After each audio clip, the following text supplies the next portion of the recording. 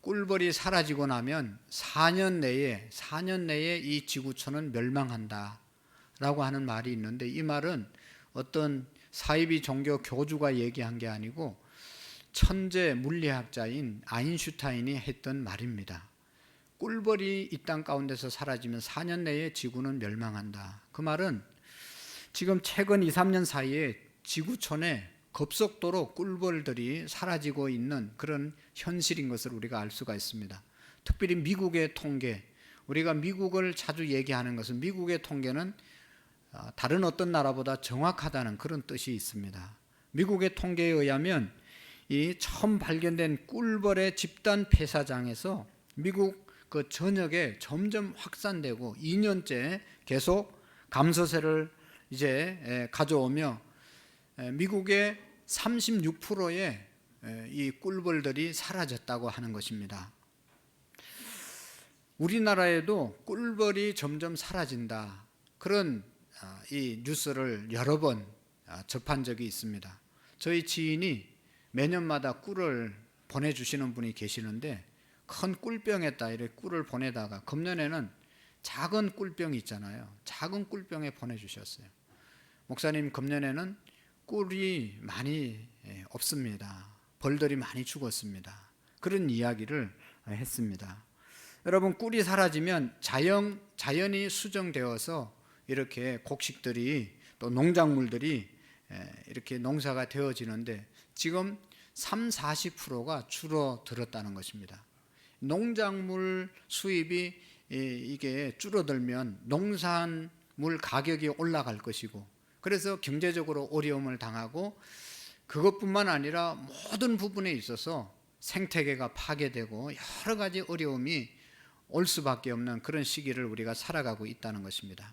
꿀벌의 예뿐만 아니라 기후 변화와 또 이제 나라마다 전쟁이 일어나는 것이나 여러 가지 주변의 사건들을 보면 오늘 성경에 나타난 만물의 마지막이 가까웠으니, 마지막이 가까우고 있고 마지막 때를 우리가 살아간다고 하는 것을 부인할 수 없는 그런 현실인 것을 우리가 직감합니다. 오늘은 12월 세 번째 주일인데, 다음 주가 네 번째 주일인데 마침 성탄 주일입니다. 그래서 성탄에 대한 말씀을 드릴 것이고, 오늘은 마지막 주일에 나누고 싶은 말씀, 만물의 마지막 때가 됐으니까 우리가 어떻게 살아야 될 것인가, 하나님의 뜻이 무엇인지를 분별해 보려고 합니다. 2022년도 한 해가 저물어 가고 있습니다. 모든 것이 시작이 있고 끝이 있죠. 여러분, 연초가 있으면 연말이 있는 것이죠. 월초가 있으면 월말이 있잖아요. 모든 사람은 태어난 생일이 있고 또 마지막 장례하는 장례일자가 있습니다. 사랑하는 성도 여러분, 마지막이 되면 마지막에 많은 생각을 하게 됩니다. 생각하는 그 생각이 거의 다 비슷하지 않을까 생각하는데, 어떤 사람들은 금년에는 내가 열심히 살았다, 그래서 많은 것을 얻었다, 정말로 보람 있다, 후회가 없다, 너무 잘 살았다, 자기 스스로에게 격려하고 박수하고 칭찬을 보낼 수 있는 그런 한 해를, 그런 삶을 사는 사람이 있을 것입니다. 이제 후회가 없다 라고 말하는 사람, 또 반대의 사람, 금년에는 너무 잘못 살았구나, 시간도 낭비하고 돌아보면 내가 이루어 놓은 것이 없고 우리 가정이 된 것이 없고 우리 사업에 별로 수입을 많이 남기지 못했고 내 개인적으로 봐도 기도의 생활과 경건의 생활과 신앙의 생활이 제대로 하나님께 내놓을 것이 없다. 오늘 기도하는 권사님처럼 그런 경우가 있을 것입니다.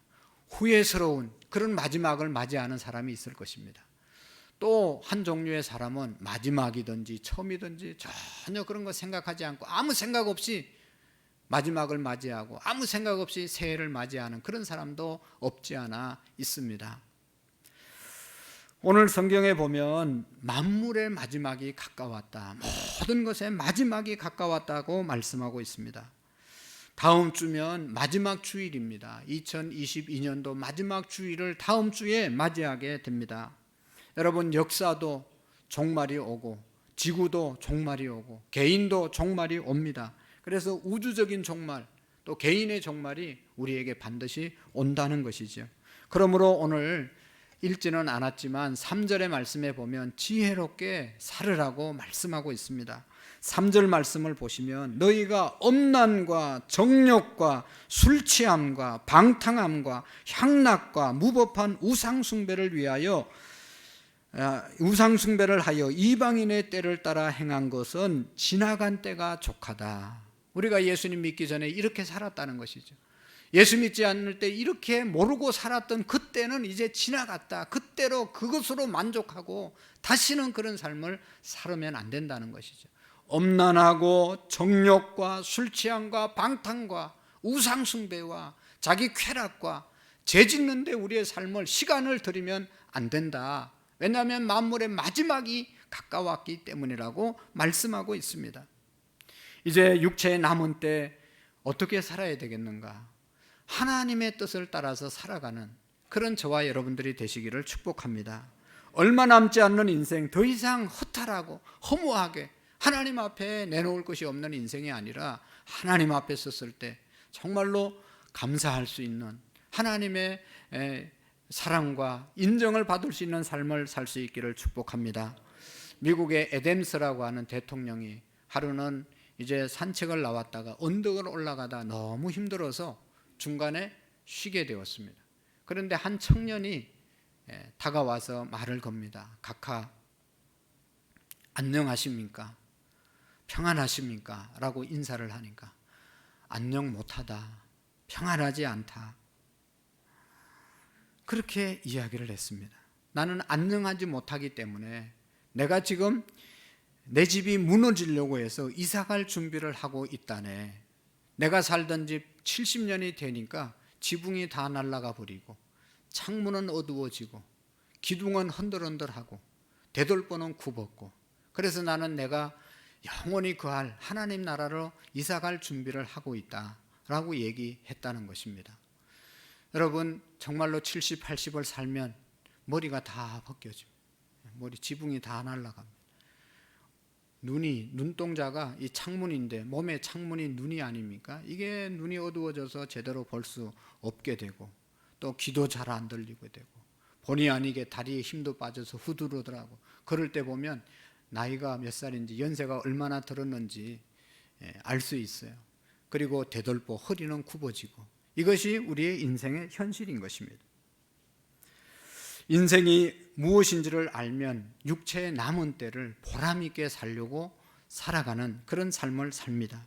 인생의 지혜는 육체의 남은 때를 알면서 살아가는 것입니다. 남은 때는 얼마 남지 않았는데 남은 때를 기억하지 못하고 영원히 살 것처럼 살아가는 것은 참으로 안타깝고 어리석은 삶인 것입니다.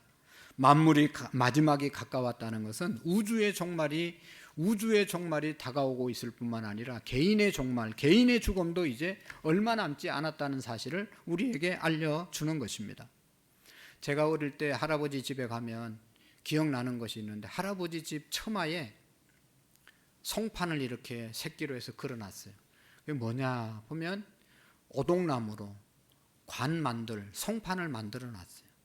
그래서 할아버지가 돌아가시면 그것이 이제 관을 만들어서 그 안에 할아버지가 들어간다는 겁니다. 어릴 때는 아주 섬뜩하고 무서웠어요. 죽음이 어릴 때는 무섭고 그렇잖아요. 너무 지혜로운 거죠. 하여튼 죽으면 이제 저 관에 들어가서 간다는 것이죠. 또 할머니는 어느 때 이렇게 보면 농에서 뭐를 꺼내가지고 말이죠. 1년에 한두 번씩 잠이 안 올 때 꺼내서 뭘 이렇게 만져. 뭔가 보면 수의라는 겁니다. 수의. 죽어서 입을 옷을 이렇게 만지고 뭐 다듬고 이렇게 하셔요.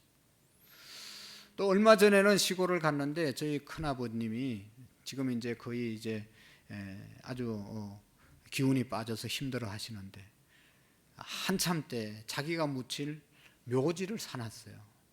근데 그때는 너무 산세도 좋고 명단 자리라고 해서 이제 큰어머니하고 같이 묻힐 자리를 사놨는데, 지금은 시골에 사람들이 다 떠나가지고 그때는 밭이었는데 지금은 아무도 농사를 안 지어서 산이 돼가지고 이제는 거기에 가서 묻힐 수가 없어요. 길도 없어져가지고.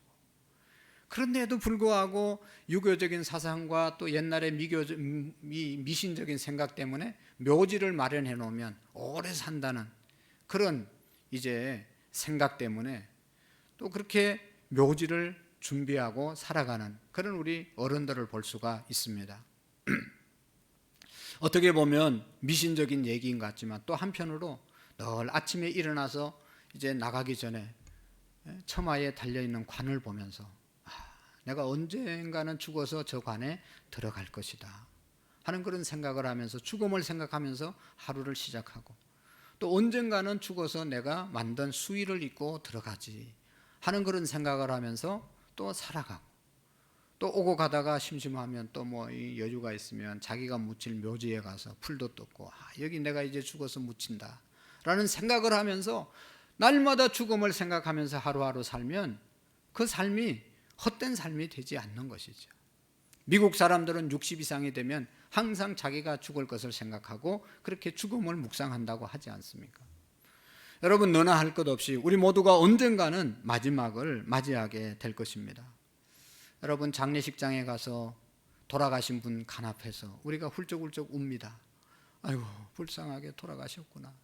그렇게 울고 있지만 나도 언젠가는 그렇게 그 자리에 누워 있어야 될 존재인 것이지요. 불쌍한 게 아니라 우리 모두가 다 언젠가는 그 길을 이제 곧 가게 되는 것입니다. 마지막이 다가오고 있는데 이 마지막을 우리가 반드시 준비해야 하는 것이죠. 저는 우리 집을 나올 때, 여러분 집을 나올 때 다시 들어가지 못할 수도 있다라는 생각을 하고 좀 정리하고 나오셔야 되는 것. 만약에 내가 나왔다 못 들어가면 오늘도 우리가 들어간다는 보장이 없잖아요. 들어갈 줄 알고 그냥 막 하고 오셨잖아요. 어질러 놓은 상태에서 누가 들어가면 얼마나 그게 부끄럽습니까? 여러분, 돌아오지 못할 것을 생각하고 못할 수도 있다는 생각을 하고 항상 정리되고 우리 인생이 언젠가 내가 알지는 못하는 그날을 세상을 떠나게 될 텐데 떠나더라도 부끄럼이 없는 그런 준비된 삶을 살아야 될 것입니다. 인생의 출발점이 있잖아요. 또 하나님께서 우리 인생을 이 땅에 보내시고 우리가 걸어가야 될 코스들이 다 있습니다. 각자 하나님이 주신 삶의 코스가 있습니다.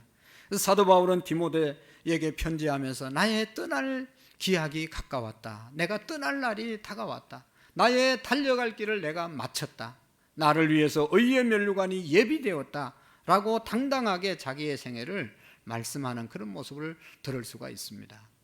사랑하는 성도 여러분, 아무리 건강한 사람이라도 언젠가는 약해지고 약해지면 병이 오고 그 병으로 인해서 세상을 떠나는 거죠. 옛날에는 무슨 병으로 떠났는지 몰랐을 뿐이지 다 약해지고 병들어서 세상 떠나는 것입니다. 누구만 가는 것이 아니라 아무리 힘이 있는 사람이라도 언젠가는 힘이 빠지게 되어 있고 힘이 빠지면 그렇게 세상을 떠나는 거죠. 한약방에서는 죽음을 기운이 다하면 죽는다 하는 그런 얘기를 합니다. 그래서 우리가 투병하다가 또 무슨 일을 하다가 이렇게 하다 힘이 다 쇠하면 결국은 숨이 멈추게 되어 있습니다.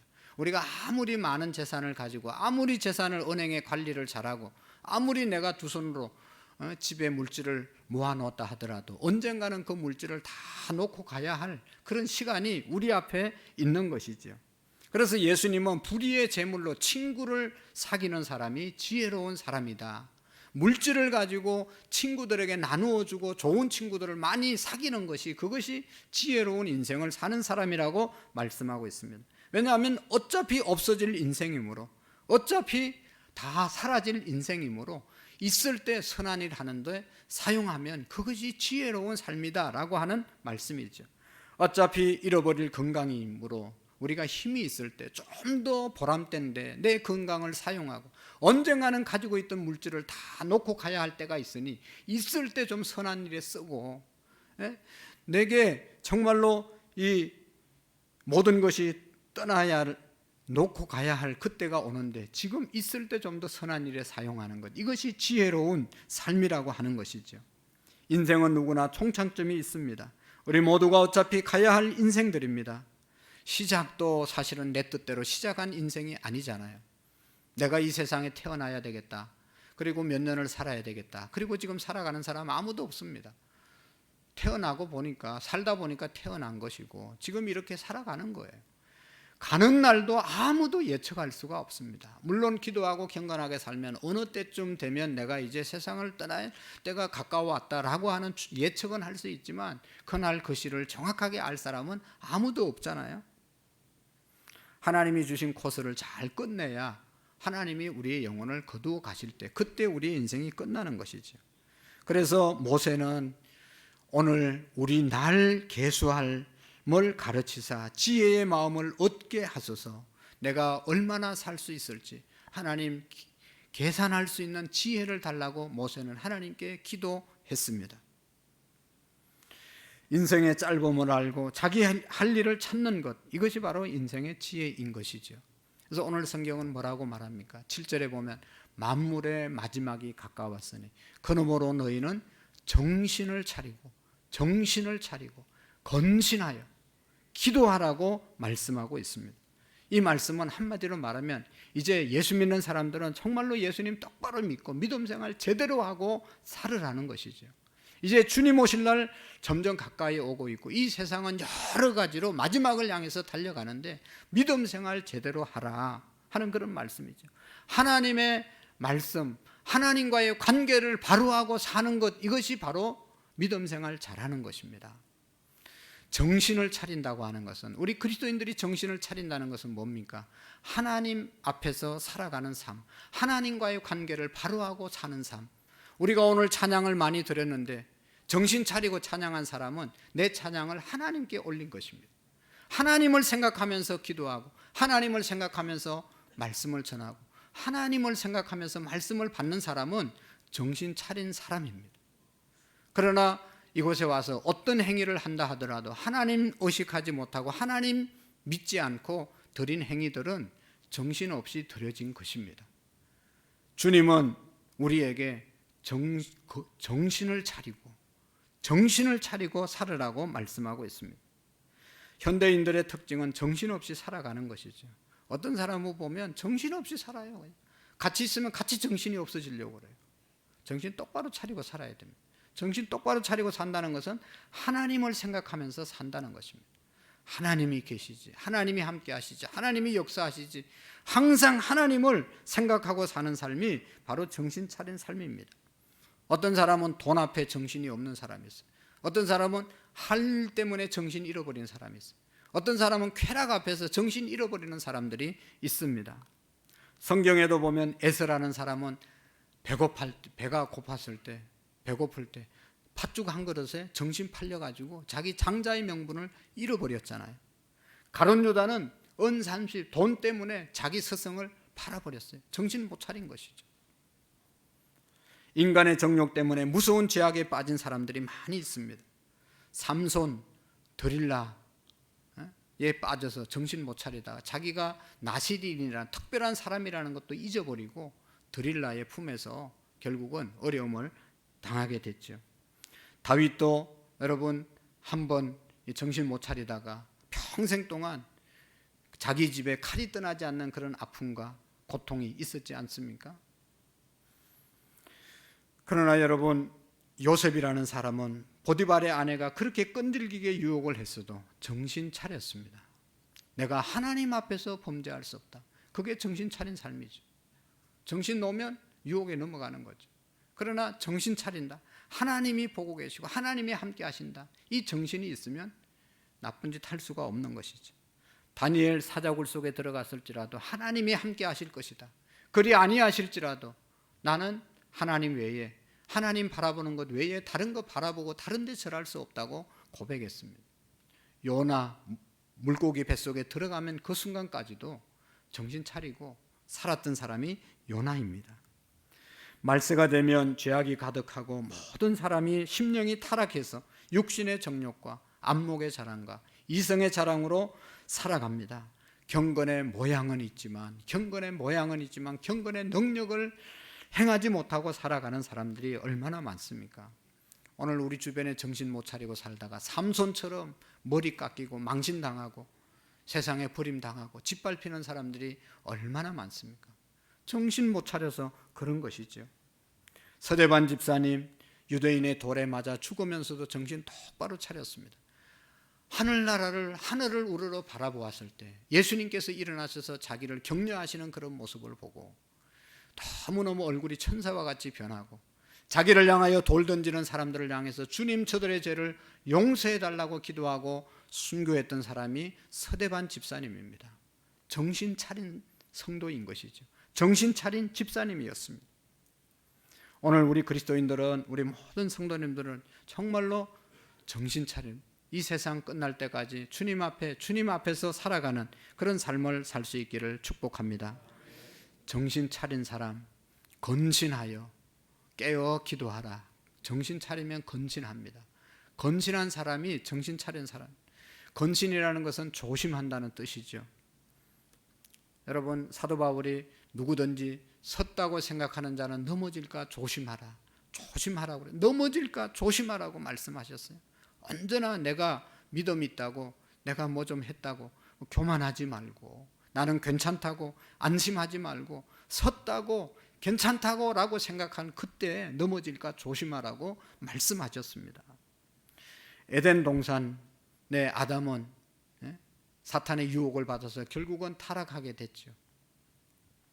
광야에서 수많은 사람들이 유혹에 받아 넘어짐으로 시체로 뒹굴어져 있던 것을 우리가 알 수가 있습니다.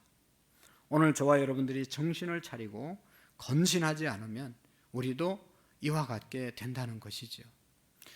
건신하고 정신 차리기 위해서 또 그렇게 우리가 정신 차리고 정말로 조심하면서 해야 할 것, 기도하라고 말씀하고 있죠. 이 모든 것들을 우리가 제대로 감당하기 위해서는 우리 그리스도인들에게 하나님께서 무기로 또 방법으로 주신 것, 선물로 주신 것, 그것이 바로 기도지 않겠습니까? 기도할 때 우리가 하나님 앞에서 정신 차리고 살 수가 있고, 기도할 때 조심해서 살아갈 수가 있고, 기도할 때 우리가 경건하게 살아가게 될 줄로 믿습니다.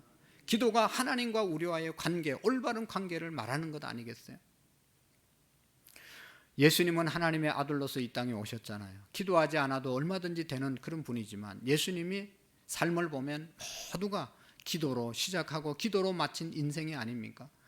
하나님의 사역을 시작하기 전에 광야에서 40일 동안 금식 기도하고 하나님의 일을 시작하셨습니다. 새벽 오히려 미명에 한적한 곳에 가서 기도하고 하루하루를 시작하신 분이 우리 예수님이십니다. 누가 새벽 기도 만드냐 그런 얘기하면 안 돼요. 예수님이 새벽 기도하고 하루를 시작하셨어요. 밤이 맞도록, 이슬이 맞도록 산에 가서 기도하고 내려오셔서 제자들을 선택하시고 하나님의 일을 하신 분이 우리 예수님이시잖아요. 겟세마네 동산에서 땀방울이 핏방울이 되도록 기도하시고 마지막 그가 가야 할 십자가의 길을 걸어가셨던 분이 예수님이십니다. 어떻게 그 십자가의 잔을 예수님이 마실 수 있었겠는가? 바로 간절한 하나님께 내 뜻대로 마옵시고 아버지의 뜻대로 되기를 원합니다. 밤새껏 기도했기 때문에 주님의 그 사명을 감당하고 그가 가야 할 길을 걸어가게 된 줄로 믿습니다. 사랑하는 성도 여러분, 지금 여러분이 가고 있는 길 어떤 길입니까? 그 길로 계속 가면 하나님의 복을 받을 수 있는 길로 가고 있습니까? 내가 이 길로 지금 계속 우리의 가정이 온 가족이 이 길로 계속 걸어가면 성공적인 가정, 행복한 가정이 되겠습니까? 아니면 이 길로 계속 걸어가면 내가 교회 장로도 되고 집사도 되고 권사도 되고 하나님 앞에 섰을 때 정말로 영광의 면류관 받을 수 있는 길로 가고 있습니까? 어떤 길을 가고 있습니까? 후회 없는 길을 가고 있습니까? 어느 초등학교에 교회 다니는 아이들을 아주 핍박하는 그런 이제 선생님이 계셨는데 이 선생님이 하루는 이런 얘기를 했습니다. 얘들아, 천국이 어디 있냐, 지옥 같은 게 어디 있냐, 그건 다 교회에서 만들어낸 얘기고 그런 건 없어 라고 하면서 이제 예수 믿는 아이들을 은근히 핍박하는 그런 얘기를 했어요. 그러니까 어떤 아이가 예수님 잘 믿는 아이가 조용히 듣고 있다가 말했습니다. 선생님, 제가 가는 길로 계속 가면요 저는 천국 가요. 선생님이 가는 길로 계속 가면 선생님은 지옥 가요. 그런 얘기 했다는 것. 여러분, 기도는 하나님을 향하여 올라가는 영적인 훈련의 과정입니다. 우리가 계속 하나님 나라 가기 위해서는 끊임없는 기도가 뒷받침되어야 정신 차리고 건신하여 깨어 기도해야만 천국에 이룰 수 있는 그런 사람이 되어진다는 것이죠. 기도 여러분 힘들죠. 그래서 영적인 노동이라고도 말하죠. 기도하는 거 쉽지 않지만 여러분 새에 날개가 달려 있잖아요. 새에게 날개가 거북하고 불편한 날개일 수 있지만 그러나 위급할 때 이 날개를 펴면 하늘을 날 수 있는 것이 바로 새의 날개입니다. 비행기 날개가 있잖아요. 그거 무거운 것이죠. 그 덩치가 큰 거 얼마나 무겁겠어요. 그러나 그 날개 때문에 비행기가 나는 거거든요. 우리가 기도하는 것 좀 힘들고 거북하고 귀찮은 그렇게 생각하는 사람들이 있는지 모르지만 그러나 그 기도로 통해서 우리의 믿음이 비상할 수 있는 것이고 우리의 삶이 하나님 앞에서 새롭게 되는 역사가 기도를 통해서 일어나게 되는 것입니다. 사랑하는 성도 여러분, 지금은 한 해를 마감하는 그런 시기이고 지금은 한 해를 다시 맞이해야 할 아주 중요한 시점에 와 있습니다. 우리 자신을 위해서, 우리 교회를 위해서, 우리 가정을 위해서 기도할 뿐만 아니라 온 열방을 위해서 기도해야 되고 정말로 민족을 위해서 기도해야 할 때가 지금인 줄로 믿습니다. 바라기는 여러분 새벽을 깨우시기를 축복합니다. 이제 다음 주부터 우리가 한 해를 보내는 새벽기도, 또 한 해를 맞이하는 새벽기도, 2주간 특별 새벽기도를 하려고 그러고 또 새벽에 정 못 나오시는 분은 금요일 날 좀 힘들지만 9시에 나오셔서 함께 기도하시고 그래서 기도할 때 여러분 주님이 나와 함께 하심을 경험할 수 있고 우리가 후회 없는 복된 삶을 살아가게 될 줄로 믿습니다. 기도는 하나님과의 사귐이고 하나님과 교제하는 것이고 하나님과 깊은 관계를 갖는 것입니다. 하나님을 생각하고 말씀을 생각하고 하나님의 뜻을 이루어 드릴 수 있는 길이 기도에 있는 것입니다. 만물의 마지막이 가까웠으니 그러므로 정신을 차리고 건신하고 깨어 기도하는 저와 여러분들이 되기를 원합니다. 더 나가서 보면 여러분 여기 이제 8절의 말씀 만물의 마지막이 가까웠으니 너희는 서로 뜨겁게 무엇보다도 뜨겁게 서로 사랑할지니 사랑은 허다한 죄를 덮느니라 말씀했습니다. 무엇보다도 뜨겁게 사랑해야 된다. 마지막에 우리가 해야 할 후회 없는 일 그것은 사랑이라고 말씀하고 있습니다. 여러분 죽음을 앞둔 사람들이 죽기 전에 사람들이 후회하고 죽기 전에 해야 할 일들 99가지 몇 가지 적어 놓은데 이런 책들이 있잖아요. 가장 죽기 전에 하지 못해서 후회하는 것이 뭔가 하면 내가 사랑해야 될 자를 사랑하지 못한 것을 가장 많이 후회한다는 것입니다. 아내를 사랑하지 못했고 남편을 자식을 부모를 사랑하지 못한 그것에 대해서 가장 후회한다는 것이죠. 내가 좀 더 사랑해 줬어야 되는데 내가 좀 더 사랑을 베풀었어야 되는데 너무 이기적으로 살았다 그러면서 후회하면서 죽는다는 것이죠. 얼마나 안타까운 겁니까? 지난 월요일 날 어떤 모임에 갔는데 우리 노회장 지냈던 분들 우리 기수 가서 모여서 이제 예배를 드리는데 거기 이제 같이 노회장을 했지만 벌써 은퇴하신 분이 계세요.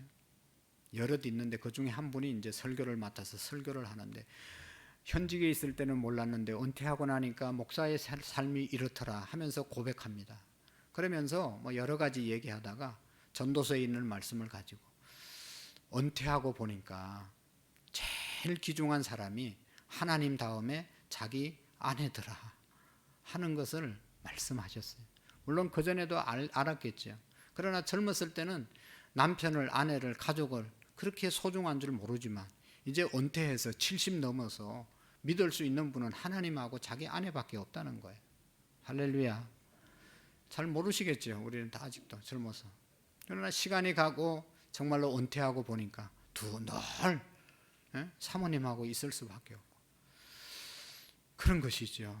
여러분 정말로 우리가 후회하지 않기 위해서는 우리 가장 가까이 있는 그런 분들, 가족들, 성도들, 내가 만나는 그 삶의 환경에서 접하는 모든 분들을 오늘 서로 뜨겁게 사랑하라고 말씀하고 있는 것입니다. 하나님과의 수직적인 관계가 올바로 맺어지는 것은 기도하는 삶이고 또 수평적인 인간관계가 잘 이어질 수 있는 것은 바로 완전한 관계는 서로 사랑의 관계인 것입니다. 임직식 할 때 2주 전에 우리 노회장 장로님께서 하신 축사의 말씀이 있었습니다. 그 중에 한 말씀이 기억나는 것이 입다지열, 입은 닫고 지갑을 열어야 사람들에게 사랑받고 존경받는다, 그런 말씀을 했어요. 그러니까 나이가 들면 말이 많아지는데 말은 적게 하고 가능한 한 지갑을 열어서 베풀어라, 그런 뜻이죠. 여러분, 사랑은 그냥 입으로 한다고 사랑하는 것이 아니라 뭔가 섬기고 나누고 베푸는 것, 이것이 진정한 사랑이 아니겠습니까? 진정한 사랑은 허다한 죄를 덮는다고 말씀했습니다. 우리 예수님께서 죄인된 우리를 부르셔서 또 우리를 부르시기 위해서 우리를 부르시고 뜨겁게 사랑하셔서 우리의 죄를 덮어주셨기 때문에 오늘 저와 여러분들이 이 자리에 있는 것입니다. 하나님 앞에서 죄가 지적되고 발견되어지면 정말로 들킨 죄가 이 시간 드러나면 너무너무 창피할 사람들이 너무 많이 있겠죠. 저도 이 자리에 죄가 없어서 선 것이 아니라 하나님이 가리워 주셨고 하나님이 묻어 주셨고 하나님이 들키지 않게 해주셨기 때문에 이 자리에 선 것이죠. 사랑은 허다한 죄를 덮는 것입니다. 우리 예수님께서 이 땅에 오셔서 많은 병자도 고쳐주셨습니다. 굶주린 자에게 먹을 것도 주셨습니다. 그러나 더 중요한, 가장 중요한 예수님의 사역은 죄인들을, 그 모든 죄를 감추어 주시고 덮어 주시고 그 죄를 사죄해 주셨다는 것이죠. 용서하기 위해서 예수님이 십자가에서 죽으시고 우리의 죄가 있음에도 없다고, 의롭다고 인쳐 주신 것, 이것이 주님이 하신 가장 중요한 축복인 줄로 믿습니다. 그런 거로 우리는 열심히 사랑할지니 사랑은 허다한 죄를 덮느니라. 허다한 죄를 덮느니라. 여러분, 우리가 사랑하면 죄가 보이지 않아야 그것이 진정한 사랑입니다. 허물의 사함을 얻고 죄의 가리움을 받는 자는 복이 있다. 마음에 간사함이 없고 여호와께 정죄를 당치 않는 자가 복이 있다. 죄가 있지만 가리워지는 자가 복이 있는 것이죠. 천하 없는 사람이라도 죄가 있고 천하 없는 사람이라도 약점이 있는데 그 약점 물고 늘어지면요, 당할 재간이 없어요. 당할 장사가 없어요. 허물을 가리워지고 약점을 가리워주니까 그냥 그렇게 행복하게 사는 것이죠. 우리 주님이 그렇게 하셨다는 것이죠. 여러분, 교도소에 있는 사람들이 좋아하는 설교는 이런 말이라고 합니다. 수감자들이 좋아하는 말이 있는데, 작은 죄인은 이 안에 있고 큰 죄인은 다 바깥에 활기치고 돌아다니고, 작은 것 훔친 사람들은 죄인이 되고 절도 죄인이 되고, 많이 훔친 사람은 영웅이 되어서 바깥에 돌아다니고, 한 사람 죽인 사람은 살인자로 감옥에 가고, 수많은 사람들을 죽인 사람은 훈장을 달고 다닌다. 이런 얘기하면 감옥에 있는 사람들이 아멘 한다는 거예요. 여러분, 이 모순된 부조리 한 이 사회는 누구도 의인이 없다는 것이죠. 의인은 없나니 하나도 없다. 다 치워서 죄인이라고 성경은 말씀하고 있습니다. 다만 예수 그리스도의 피로 사함을 받고 그 모든 죄가 가리움을 받았기 때문에 우리가 천국에 들어가는 것이죠. 그래서 교회는 죄 없는 사람들이 모이는 것이 아니라 죄 있는데 하나님께서 가리워준 사람들의 모임이 공동체고, 죄 없는 사람이 천국에 가는 것이 아니라 죄가 있음에도 불구하고 하나님께서 가리워주신 그런 사람들만 천국 갈 수 있는 것이죠. 여러분, 사랑의 눈으로 보는 것하고 미움의 눈으로 보는 것하고는 천지 차이입니다. 시어머니와 며느리의 관계가 불편한 것은, 시어머니는 며느리를 사랑의 눈으로 잘 안 보잖아요. 그러나 어머니는 딸을 볼 때는 항상 사랑의 눈으로 보고 모든 것이 덮어지는 거죠. 그런 얘기가 있잖아요. 어떤 분이 주말이 돼서 자기 아들 집에, 결혼한 지 얼마 안 된 아들 집에 찾아갔습니다. 아들 집에 가서 초인종을 누르니까 아들이 나오는데 빨간 고무장갑 끼고 쫓아나와서 문을 여는 거예요. 보는 순간 좀 기분이 아주 안 좋았어요. 아들이 말이지 고무장갑 끼고 그렇게 청소하는 모습이 별로 좋게 보이지 않았어요. 그런데 이제 문을 열고 방에 들어가 보니 며느리는 누워 있는 거예요. 감기 몸살 때문에 몸이 안 좋다고 누워 있습니다. 그래도 그래 아파서 그런가 보다 하고 이해는 했지만 속은 상하는 것. 아들을 키워서 기껏해서 보냈더만 저 인간은 저렇게 고무장갑 끼고 저거밖에 못하나, 그런 생각을 하면서 섭섭해서 집에 돌아왔습니다. 며칠이 지난 다음에 딸이 감기 몸살 걸렸다고 전화가 와서 딸 집으로 찾아갔어요. 딸 집에 가서 초인종을 누르니까 사위가 빨간 고무장갑 끼고 다시 또 맞이하는 거예요. 보는 순간 아주 얼마나 마음이 좋은지, 우리 사위가 이렇게 내 딸을 사랑하고 사는구나 하고 했다는 그런 얘기 있잖아요. 여러분, 사람을 볼 때 검사의 눈으로 보는 사람이 있고 변호사의 눈으로 보는 사람이 있습니다. 변호사는 사람을 아무리 많이 죽여도 그 사람을 변호해 줍니다. 본래 이 사람은 그렇게 사람을 죽이려고 한 것이 아니고 실수로 죽이고, 그럼에도 불구하고 옛날에 뭐 착하게 살았고, 그래서 어쨌든 이 사람의 죄를 좀 감해줘야 됩니다 라고 변호하는 사람이 변호사잖아요. 검사는 그냥 무슨 털것만 있어도 그거 잡아가지고 어떻게 해서 얼검해가지고 죄를 뒤집어 씌워서 죄인으로 감옥 보내는 것이 검사의 할 일입니다. 여러분, 우리가 사랑하면 다 변호사의 눈으로 바라보고 친정 어머니의 눈으로 바라볼 수 있는 것입니다. 그것이 진정한 사랑이라고 말씀하고 있습니다. 이런 사랑은요, 피곤함이 없습니다. 원망함이 없습니다. 과거가 없습니다. 항상 미래적이고 현재적인 사랑인 것입니다. 여러분, 우리가 주님을 사랑한다고 하면 오늘 이 아침에 이 추운 겨울에 나와서 예배하는 것, 이 자체가 예수님 사랑하기 때문에 단숨에 달려와서 예배하는 것 아니겠어요? 내가 정말로 교회를 사랑하고 주님을 사랑한다면 어떤 어려움이 있더라도 단숨에 달려와서 주님의 몸을 함께 보살피고 섬길 수 있는 마음, 그것이 주님을 사랑하는 마음인 줄로 믿습니다. 인생의 마지막이 있음을 기억하고 우리가 정신 차리고 건신하고 깨어 기도하고 서로 뜨겁게 사랑할 뿐만 아니라 마지막으로 얘기해 보면 선한 청지기 같이 받은 대로 우리에게 맡긴 일을 감당하라고 말씀하고 있습니다. 선한 청지기는 뭐예요? 청지기는 관리자라는 뜻입니다. 매니저라는 뜻입니다. 사장님이 있고 위에 회장이 있고 나는 그분의 뜻을 받들어서 관리하는 그 사람이 바로 청지기죠. 모든 것이 하나님의 것임을 우리가 인정하고 하나님께서 내게 위임해 주셨다는 것을 기억하고 하나님의 뜻을 받들어 관리하는 이 사람이 선한 청직입니다.